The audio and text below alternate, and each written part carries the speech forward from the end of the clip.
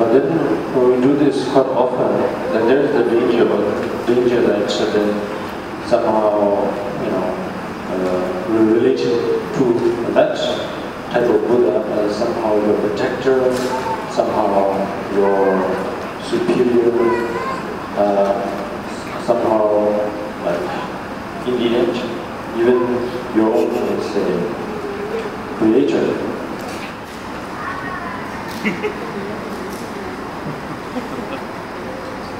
So, of course, there is a real big harm, but this, there are some positive things about that, but there are also some negative things about that too. I think, well, what we are normally supposed to do is go beyond that image of Buddha. The mind that Siddhartha achieved, and a state of mind that we can imagine, and a state of mind that we can relate. So at the moment, that's what we have. So we have to somehow make do with this.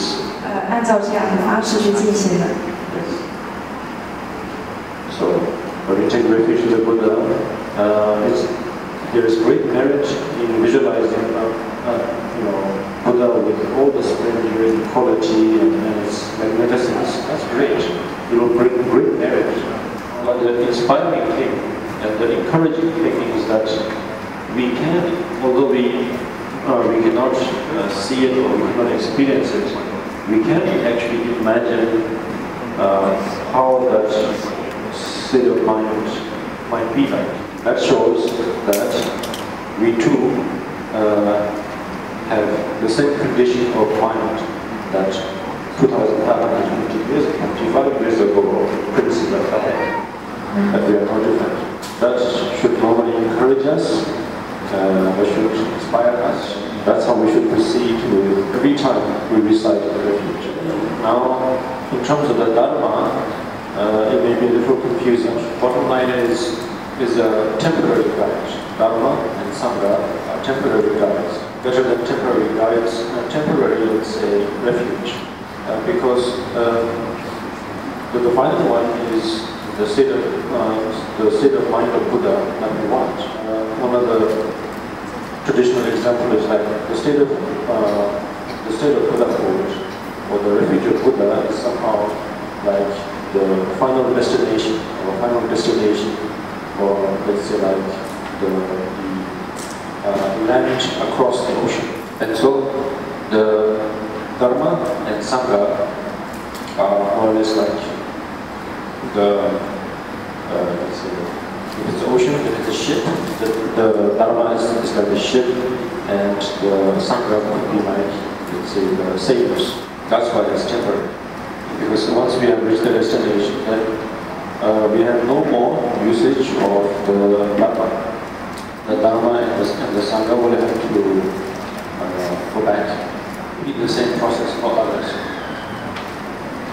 So now the dharma is, we could ask questions like, is it the text? Is it the traditional text that we have like this? Is it the 84,000 teachings?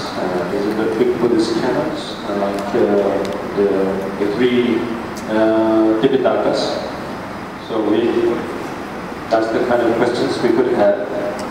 But the real dharma is actually one could say, the will of Buddha. The will of Buddha, or the knowledge that he wishes to somehow teach. In other words, basically, I think in very simple words, I think I mentioned earlier, it is basically the experience of the tour, experience of the path.